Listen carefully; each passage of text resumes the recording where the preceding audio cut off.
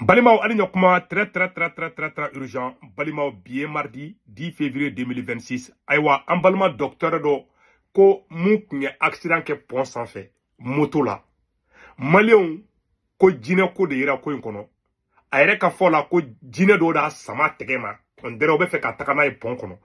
Point bi na fo parce mo ko chimambe bi point yoro la. Mais chere bena histoire ngafo. Mais ne sigu tungana bena i révélation chaman ke awye ni ko nuka. Malion angaje anga name. Alhamdulillah. Kunu accident mun kɛra pont sanfɛ n'a tigi tun bɛ moto la. A y'a lamɛn dɛ. Pont FAD 18h40 waati. Donc o y'a sɔrɔ dibi donna dɔɔni. Voilà ne ye dɔgɔtɔrɔ don. N bɛ bɔ ka video kɛ parce que fɛn caman bɛ kɛ pont sanfɛ n'a ma k'i yɛrɛ la i t'i da la. N tun bɛ moto de la n bɛ bɔra n ka chantier la n sera pont camancɛ la n tɛ bolila kosɛbɛ yɛrɛ dibi nana don ɲɛkɔrɔ fɛn dɔ ye n sama donc a ye n sama n bolo ma n bɛ tila ka image yira a la ka a ye n sama ni fanga ye donc moto y'i ɲɛsin ba ma ka bari kelen kari mɔgɔ tɛ n kɔ mɔgɔ tɛ n ɲɛ. Donc, n bɛ bɔ mun kalama n ɲɛ bɛ n bolo b'a bolo mais tasuma yɛrɛ wulila ale yɛrɛ bolo la finman don. Voilà. Donc ne kɔni ale kɔni taara sa mais ne nana gosi nɛgɛ kun ka nɛgɛ bari kari donc moto binna. Ne yɛrɛ binna ka moto ɲɛfɛla bɛɛ kari. Donc n yɛrɛ ma foyi ye. N bɔra mun kalama moto taxitigi dɔ de nana k'i jɔ. Comme mon père k'a kɛra ten ko n ko ne yɛrɛ ma dɔn nin kɛra cogo min. Ko fɛn ma si ma n ko fɛn kɛni sera ma. N ma sɔn k'a ɲɛfɔ o ye sa. Donc o ka sɔrɔ ka moto faga o y'a sɔrɔ moto wulilen don. Donc o kumana fɛ tuma min de n sɔrɔla ka yeli kɛ o tun. A bɛɛ ka lamɛn dɛ. Bon n b'a fɔ parce que fɛn caman bɛ kɛ pont sanfɛ n'a ma k'i la i tɛ se ka a fɔ ko tiɲɛ don. Donc moto kɛni ɲɛfɛla bɛɛ tiɲɛna n b'a image bila aw b'a ye. Donc ale ye n dɛmɛ ka yɔrɔ sécuriser a ye moto lawuli Jakarta de don ka moto ɲɛfɛla tile mais o bɛɛ la a tɛ se ka tile parce que a ye sama ni fanga mun ye a ka bɔ a tile ma.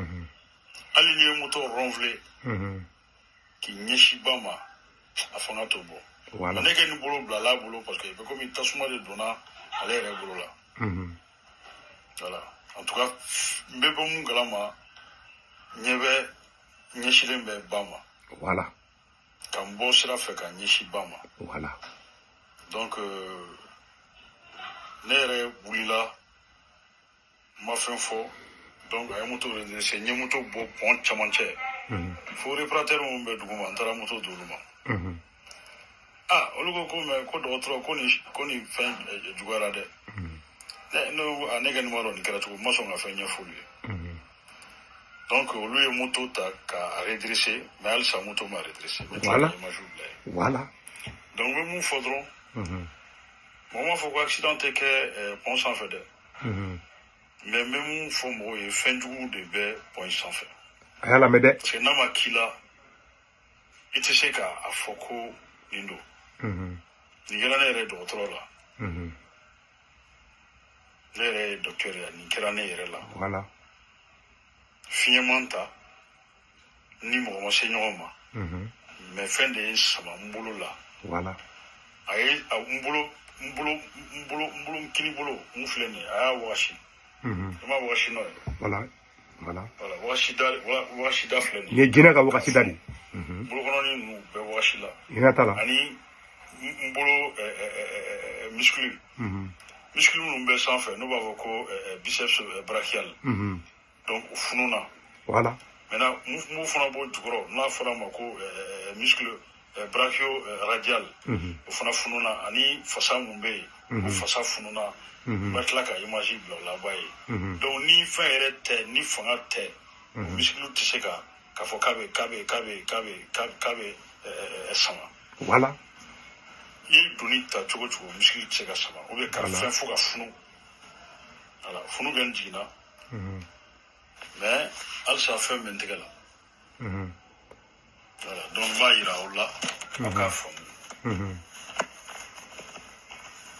bulu funu len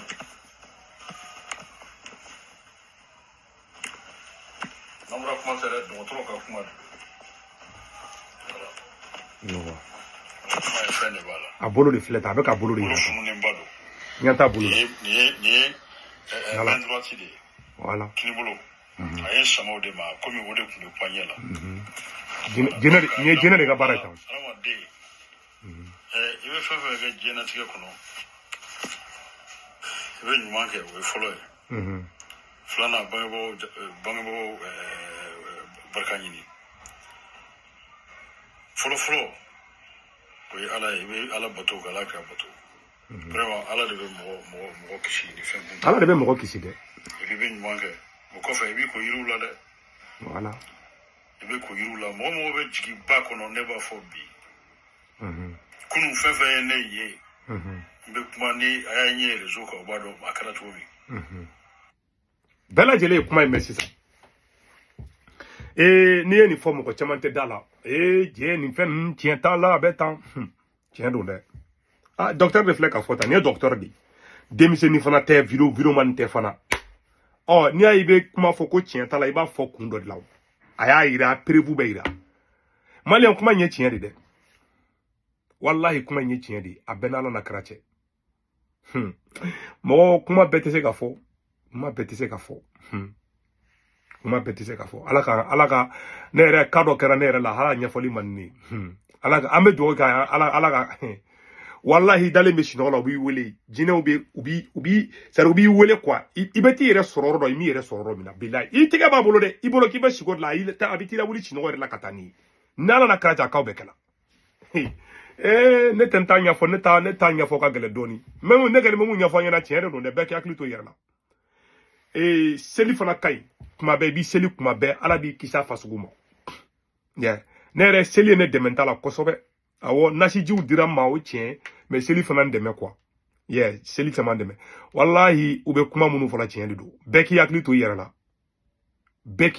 yerla ibe ala deli ni be nini kona fili kela ibe ala deli do ala deli ken kaf sama kosobe parce que sulame kango defo ala deli kaf sama oh nanga farafi yiri fana be yiri kiko yiri la yiri fana kain yiri kain yiri kain de ka farafi yiri nki ko ala akafsa de negen ma conseil di bema be ni kuma inkera bela jele yame anga afriki anga korolin fen chama be do ini do ni do ba ko korote ko te tien ali bi to ameriki mo ko bi bon korote la jine ko tien de do na jine ko ye tien di ça c'est clair jine ko tien de amaka amiga mo ko di mine uba makinye na di point sans faire mo ko joli sara kuma be ba me ko do chum poko no kasa cheke ni bora ka kuma de beki yakli to yera la parce que ni kasara do di fen do di parce que ni na akli jigi mo ko dugu do be fen do be ne te fe ka ndado la quoi ne te fe ka problème soro quoi